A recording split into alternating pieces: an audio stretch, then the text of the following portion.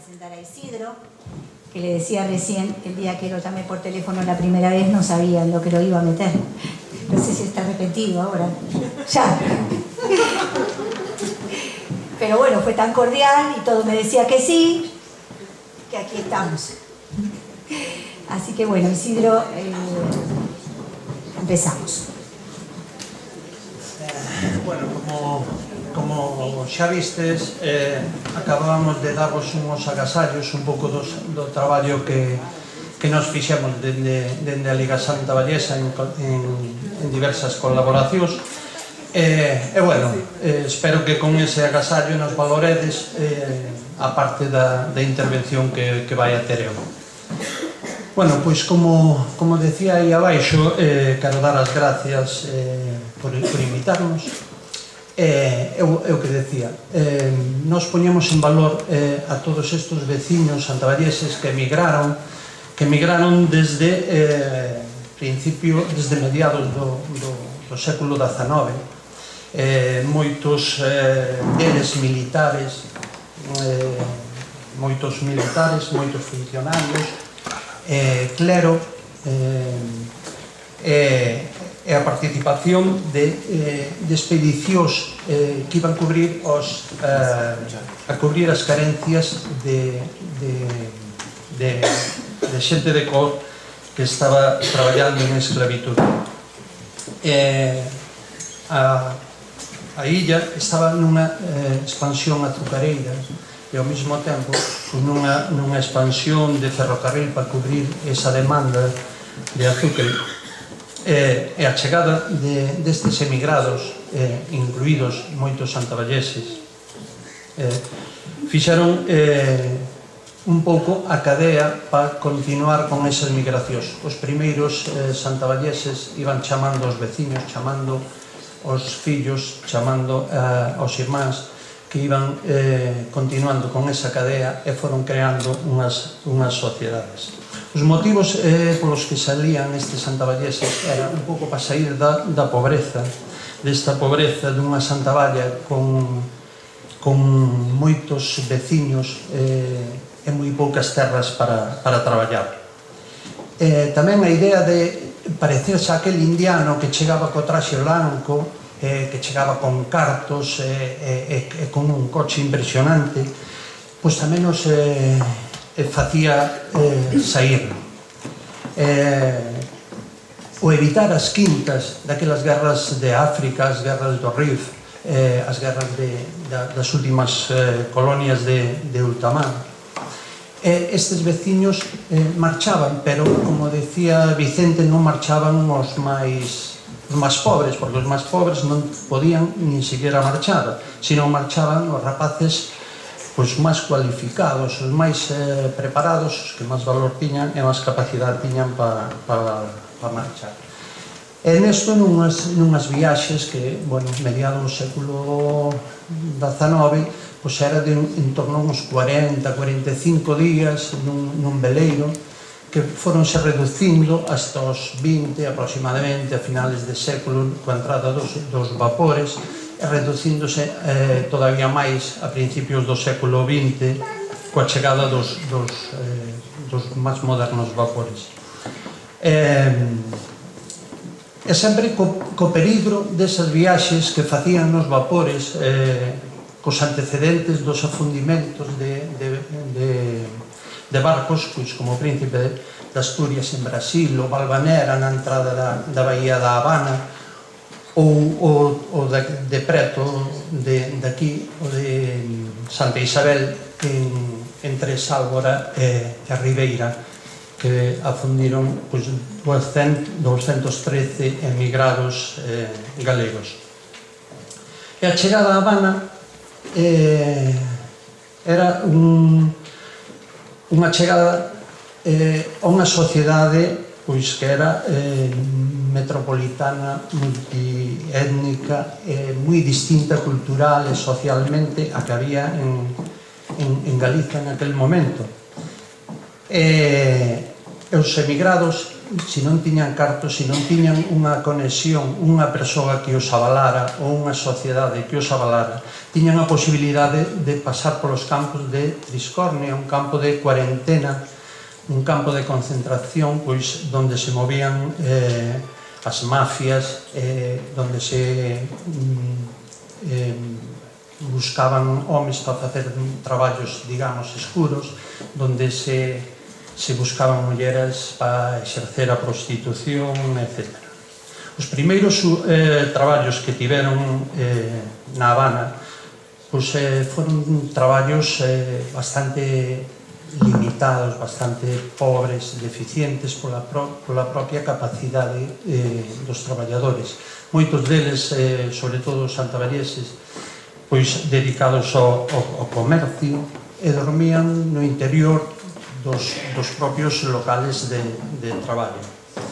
E logo, intentaban traballar, medrar económicamente, abrindo novos negocios, traballando nun local millor, ou ben mediante venta ambulante. Pero, esa millora económica tampouco non significaba unha millora social por as propias limitacións dos emigrados. Intentaban buscar a forma de mellorar socialmente nestes centros como o Centro Galego da Habana, onde se formaban e onde se buscaba un contacto social que non se tiña. E ao mesmo tempo reuníanse cos veciños para manter o contacto coa parroquia, para manter o contacto social, para manter as culturas, a cultura e o idioma, e comer, escoitar música, e facer o que se facía na parroquia, coas propias celebracións da parroquia e coas propias romerías que se facían na parroquia. Entre estas sociedades que nacen nestas reunións, nace a Liga Santavallesa un 7 de outubro de 1907, e desde Cuba dous compañeiros de seminario, dous curas, Fermín Fraga e Domingo Pérez Ocampo, organizan esta sociedade que nace na Habana, e ao mesmo tempo nace unha sociedade de apoio na parroquia de Santavalla, que era a sociedade administrativa que administraba os cartos e os envíos que se facían desde Habana. E para este motivo, para cubrir as carencias que realmente tiñan os propios emigrados, que encontraron os propios emigrados ao chegar a Habana, fixáronse a idea de construir unha escola que formara os nenos e nenas da parroquia nas carencias que eles realmente notaron ao chegar a Habana. Entonces, por ese motivo, fixeron fincapé no ensino de cálculo mercantil, aritmética, inglés e francés, xeografía de América, agricultura, industria, comercio, correspondencia familiar, fisioloxía, higiene, labor doméstica ou debuxo, entre outras. E facendo fincapé, sobre todo, en urbanidade. Decíaselle aos profesores que unha das materias básicas era a urbanidade. Querían formar aos nenos por unha sociedade moderna que eles acababan de coñecer.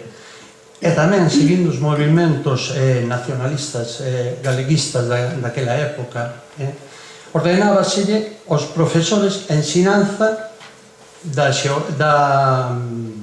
xeografía e da gramática galega, sendo a primeira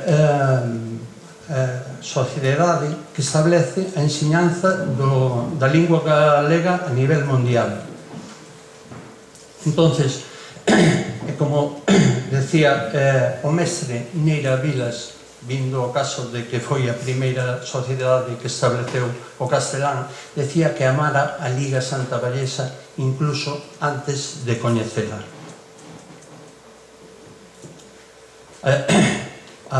Cando a Liga Santavallesa establece esta Este regulamento, en Santa Valla, non solamente existía unha das coñecidas como escolas de Ferrado, unhas escolas que en Santa Valla daban clase nun cortello das ovellas, donde salían as ovellas, botábanas pola mañá, os nenos levaban as súas propias sillas, sentábanse no cortello das ovellas e ali se daban as clases.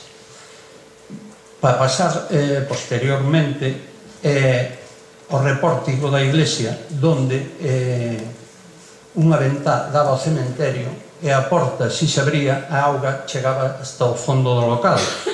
Estas escolas de Ferrados que estiveron funcionando hasta 1907 pagábase con unha renda dun lugar por 24 ferrados de centeno e 10 cuartillas de manteiga para dar clases aos rapaces durante todo o ano.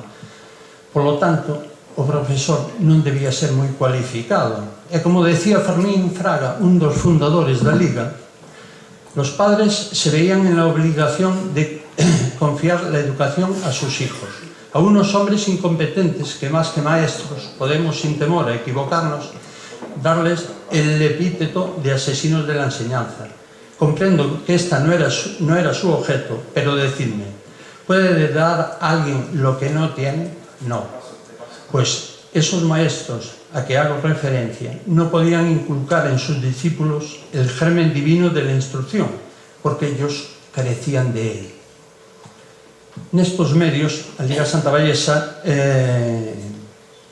alquila unos domicilios particulares, financia o maestro que dá clases, xa maestros titulados, e inicia a construción das obras da escola no ano de 1909, rematando no 1917, con un coste superior ás 25.000 pesetas da época. E con un material do máis moderno que había, con mapas, esferas, pesos, medidas, enciclopedias, globos terráqueos, máquinas de escribir, etc.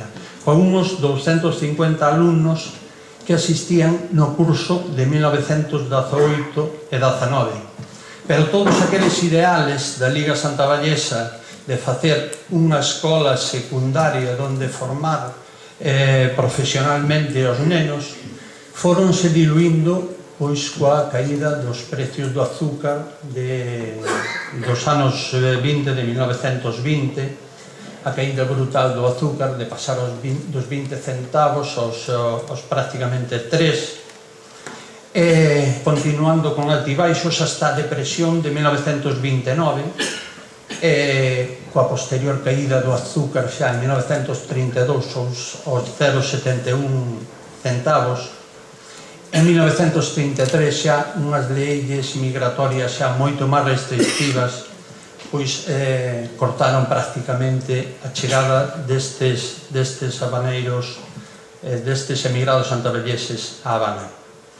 No obstante, a sociedade hasta 1928 financia a escola e paulatinamente vai cedendo atribucións á asociación financiera ou a xunta financiera de Santa Valla ata 1959, cando a xunta administrativa faise cargo da escola, pasando a chamarse Patronato pro Escola de Santa Valla.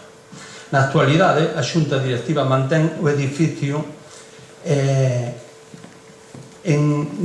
facendo un pequeno museo como foi a escola, como estaba a escola en 1917 na súa inauguración, co material que ali estaba na propia inauguración da escola, facendo un traballo de legado desta historia a través de publicacións como se fixo pois con motivo do centenario, un libro sobre a emigración da parroquia que foi a historia dunha escola habaneira, a Liga Santavallesa, de publicacións como de Cayetano Arias, un gaiteiro e poeta santavallés que cantaba e decía as vivencias que había naquele momento na parroquia.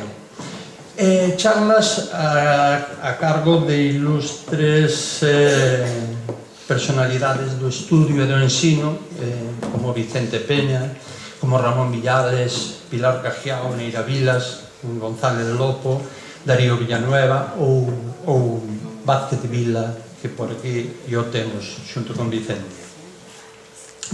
Colaboramos con institucións como o Consello da Cultura ou o Museo Pedagóxico de Galicia. Actualmente a directiva propuxo unha nova meta, que foi a recuperación integral do edificio, que adicamos a Museo da Emigración para colexios, asociacións e persoas que nos visitan. Dende a Asociación de Amigos mostramos unha memoria e unha posta en valor desta emigración moi pouco valorada. Esta emigración que nas súas casi 400 sociedades construíron máis de 225 escolas en Galicia, e que veu nacer na Habana as nosas tres grandes señas de identidade, como foron a bandeira, o himno e a Real Academia da Lingua, e que influeu sustancialmente en todos os aspectos económicos da Galicia dos últimos 200 anos, en aspectos educativos, sociais, económicos, políticos, culturais. Unha historia apoiada totalmente na emigración. Pero tamén intentamos mostrar a emigración tal como foi, sin alavala de forma desmedida, pero sin obviar a outra cara da moneda, que fomos os últimos en abolir a esclavitude, por ter intereses os terratenientes de ultramar, que tivemos esclavistas como Núñez Feijóo de Sotomayor, que non dubidaba en mandar remesas de pobres galegos morrer de fame e de traballo á illa, enganados e tratados como esclavos ata morrer. Tamén a nosa fama un pouco de... Gracias. A nosa fama un pouco de porcos e ignorantes, e de emigrados que explotaban os propios veciños, e de algúns caciques prestamistas que deixaban os cartos para emigrar, para logo facerse cos terreos e coas propiedades do emigrado. Incluso os aires de superioridade tamén co que chegaban algúns emigrados, sentíndose superiores aos galegos que quedaban aquí.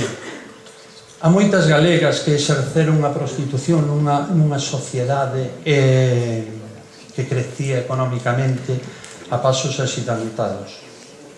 Unha emigración que depende moito do punto de vista. Sempre poño un exemplo dunhos rapaces que naceron, que emigraron de Pravia polo ano de 1913. Manuel, de 14 anos, que contáballe a seus pais nunha carta. Vou resumila un poquinho para adiantar tempo, para que Ana non me castigue. Que, bueno, contaba a aventura da viaxe, donde comentaba que durante moitos días os vómitos andaban polo barco, caían polas propias escaleiras, que se sintira morto naquel barco e que desexaba morrer máis que continuar naquel barco. Pero tamén, ao mesmo tempo, seu irmão escribíalle outra carta tamén a seus pais e describía a viaxe: querido papá, hemos llegado ayer día 24 sin ninguna novedad. El viaje del vapor fue bastante bueno. Los primeros días nos mareamos algo porque estaba la mar un poco alborotada. La gente estaba intranquila hasta que no se mejoró un poco. Pero ya luego nadie tenía ganas de salir. Todos los días teníamos música, baile y rosario. Estábamos como queríamos. É unha emigración de dúas caras. A boa, a dos triunfadores, ben vestido, con grandes coches, cartos, a dos que nunca voltaron ou perderon o baúl. Dunha emigración de xente que escapa da fame e da guerra, de emigrados, humillados, de mortos no mar, de utópicas ideas, de nostalgia da terra, de venda ambulante, de prostitución, de familias lonxanas, de traballos duros e mal pagados, de explotación, de leixes anti-migración, de lágrimas nos ollos e lágrimas na alma. Unha emigración lonxana no tempo, pero quizás se ollamos ao noso lado podémola ver moi preto. Gracias.